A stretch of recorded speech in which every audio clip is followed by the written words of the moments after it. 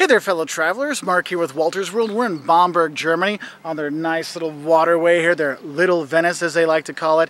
And Bamberg is one of my favorite cities in Germany. We love it here. The town hall is fantastic, and you'll be shocked how beautiful it is. And that's why we're here today, to give you the 10 things that will shock you about visiting Germany. And the first thing that's going to shock you is when you get to Germany, anything to do with a toilet is going to shock you. One, you're going to have to pay to use the toilet. If you're in the train station, it's going to be €1 to go pee or other business. If you're at a store, you might see an old lady sitting there waiting for you. You know, the toilet women. You see them like, why is this old lady sitting at the toilet? And she has a thing out. Oh, I got to pay for it. So you got to pay for the toilets, and then there's the toilet women that kind of make you go, what's going on? And they give you this look that you know, I got to give them money now because otherwise they're not going to let me pee or poop ever. Okay, so that's kind of weird. Another thing that might shock you is if you get into some of the German toilets, they have kind of what we call a shelf toilet. Like you poop onto a shelf. And it's so you can observe your poop and make sure everything's okay, I guess. And the thing is, the shelf is there, so it gets a little stinky, but also when you flush it, it's like a waterfall going down. And if you don't know about it and you push the flush button while you're sitting there, you get a nice little spring of shocky waterness in all your nether regions, okay? So the first thing that will shock you about Germany is anything to do with the toilets. Now, the second thing that might shock you when you come to Germany is when we think of Germany, we think of organization, clean, everyone follows the rules and these kind of things. But when you come into a train into Germany, you come to the train station, you walk outside and you see these Aussies, these, as they call asocials, Aussies, or Penna, or, you know, these people that are, you know, kind of scary. They look like they're drug dealers or drug addicts with their dogs, and they're loud and they're kind of dirty and they're scary. And that's kind of a shock for tourists when they come, as there are all these beggars and there are all these people outside the train station, whether you're in Hanover or Frankfurt, is horrible for it. Just realize they're not going to do anything to you. They're not there to bother you. They're getting taken care of by the government. They'll leave you alone. You just leave them alone, okay? But it can be a shock for that first time you come and you walk out of the Hanover train station and there's all these people out there that are like, look like beggars or drug addicts, and they got their big dogs, and you're like, oh my God, I'm going to die. You'll be fine. Don't worry. But we'll shock you, so be ready for it. The third thing that might shock you when you come here is a lot of people, when they think of Germany, they think, oh, I'm going to see half-timbered houses everywhere. I'm going to see people in lederhosen. There's going to be beer halls everywhere. Everybody's drinking big beers and liter beer things. Well, you know, we look here. We're here in Bamberg, and yes, we do have the half-timbered houses and the beautiful architecture, and they do have great beer here, but that's not typical Germany. Germany is a modern country. It's a multicultural country. You have Greeks, you have Turkish people, you have people from all over Europe and Poland living here, and you're not just going to see people in lederhosen and, you know, what you imagine Germany to be from your grandpa's pictures in the war. Germany is a very multicultural land, and you're not going to see the half-timbered houses, the girls with the big hands and the big beers. You're not going to see that all over the place, all right? So just be prepared for that. A lot of people are shocked that they're in Berlin, and they're like, well, where's all the liter beers and beer halls? Oh, guys, that's in Bavaria. And the reason why, you ever wondered why the Americans have a certain view of Germany as Bavaria, is because after the Second World War, the U.S. was in control of the South, so our traditional ideas of Bavaria, of Germany, are Bavaria, with the beer halls and the drinking and the liter beers and stuff like that.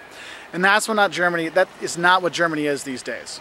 And that can shock a lot of people because, you know, they expect something different. Now, the fourth thing that might shock you when you come here, and it's a lot of Americans like to make Nazi jokes, okay? Like, oh, the Nazis, haha, you're a German, you're a Nazi. You may be shocked to hear this, but you know what? Germans do not appreciate that. They're ashamed of their time during the National Socialists, the Nazis' time, and they're very embarrassed by it. They hate that it happened, all these things, and they don't find it funny. I know when I see Americans coming here, they make Nazi jokes about people, or when Germans go to the U.S., they say, oh, he's a German, he's a Nazi. Yeah, I know in the U.S. we mean it as a joke, but here in Germany, it's not taken as a joke. It's a very serious thing. The swastika and those flags are actually illegal here. You can't actually have those. Mein Kampf is not allowed to have here either. So you may think it's funny, but the Germans don't find it funny at all. So don't make any Nazi jokes when you're here because it's not cool, okay? So that might shock you because you're used to doing that in the U.S. Not cool here. The fifth thing you might get shocked about when you come here is German service. Now the Germans are great people. Like once you become friends with them, they're awesome, but it's tough to get to know them. And in the service industry, they're very professional, but you won't think they're very nice, or they're like, you don't realize you have to actually ask every single question. Typical example, I was in Hanover a couple years ago. I asked and say, hey, do you have an English menu? And the waitress said, yes, we have an English menu. Then she goes away, comes back 10 minutes later and says, what would you like to eat? And I'm like, well, I need an English menu. Oh, you want one? Yes, I want an English menu. Oh, then she went and got it. It was very much, you got to follow the rules and go by the step by step, which for some people, if you don't know how the German system works, you may think it's rude, but actually it's quite professional, and they will be very helpful if you ask, but you have to ask. And in terms of the people, I look at it this way. Think of it as two circles, okay? In the U.S., you have your acquaintances and then your friends in the two circles. In the U.S., it's very easy to become an acquaintance and then kind of be a friend, but it's hard to get them to be the really good friend. And so it's kind of like a dotted line on the outside. And the friendship is the hard line. In the U.S., well, sorry, yeah. So in the U.S. it's the dotted line on the outside, so easy to become an acquaintance, but really hard to become a good friend. In Germany, it's hard to become an acquaintance. That's a lot harder. But once you get to know them, then it is easy to become friends with them, and they'll show you around, tell you all kinds of things, meets their Oma and all these kind of great things. But just know, in terms of service, you're going to be like, man, what a bunch of jerks sometimes. But they're not jerk people. Just think of professional and make sure when they come to order your food, you order your drink and meal right away, because they ain't coming back, okay? That might shock you, okay? So the service might shock you a little bit when you come to Germany, but just be ready for it, okay? And that's why you kind of tie 5 and 6 together, because 6 are the actual people when you are here. You know, we have these kind of theories and stereotypes of Germans that they're cheap and that they're unfriendly and they're cold, but honestly, they're not. They're actually very good people, but the thing is, you got to get to know them, like I talk about the circle of friendship kind of stuff. Yes, service, not the best, but it is professional. Just make sure you ask everything. The people may seem cold, but once you get to know them, they're fantastic and super helpful. And if you're here in Bavaria, like in Bamberg or Munich, the people are the most friendly of anywhere in Germany, but there's friendly Germans everywhere, and that might shock you because they're not the cold-hearted people you expect.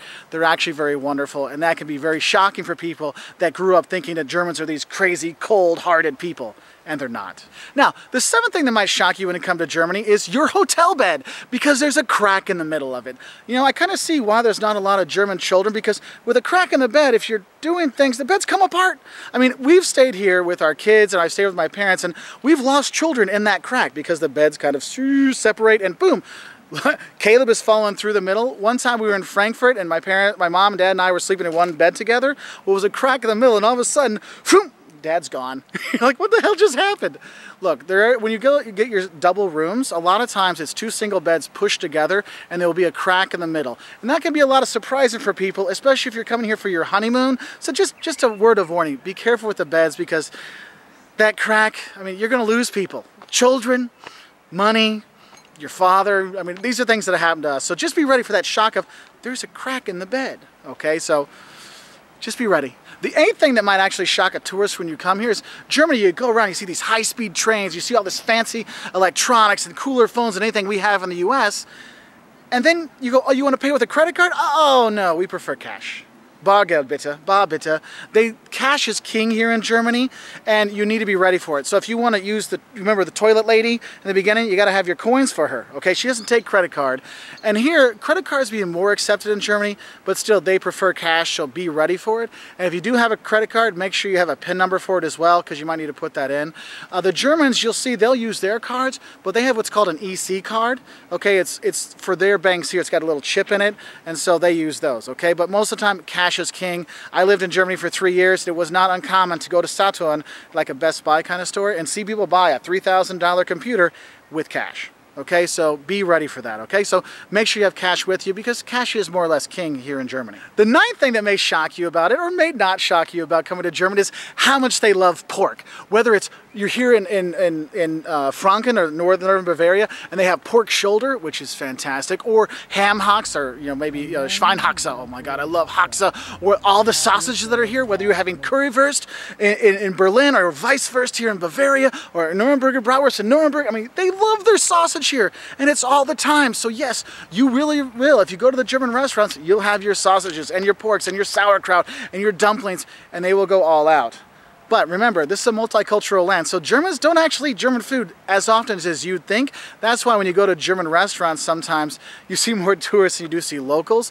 But they still love their pork here, so just be ready for pork, and some more pork, and then have some sauerkraut to help things move along, let's say, okay? But I prefer the rotkohl, which is like red cabbage because it's sweeter, and that's how I keep this fantastic figure with all that extra sugar and sweetness. And the 10th thing that might shock you about Germany is actually when you see German tourists abroad. There's the stereotypical German tourist, okay? Jack Wolfskin coat, or they have this like vest. It's like a khaki vest with lots of pockets, and of course the matching accessories. Now this is mostly just guys, don't worry, the women are fine, but the guys, the matching accessories are sandals with socks. Not white socks, but like black socks or blue socks to go with those sandals. It is beautiful. And you go around, you're like, oh my God, that you got to be kidding me. But you know, you walk around, you'll see it here, but you have this typical German tourist of the vest and the socks with the sandals, and maybe their backpack it seemed like they had in kindergarten. It's pretty funny when you see it going around. You don't see it as much as you used to, but you still see it sometimes, and when you do, you're like, oh, socks and sandals. That's an interesting, shocking choice. Anyway, so those are just 10 fun things that might shock you if you do come to Germany. It is well worth it. We love it here, as you know, from our literally hundreds of videos in this country.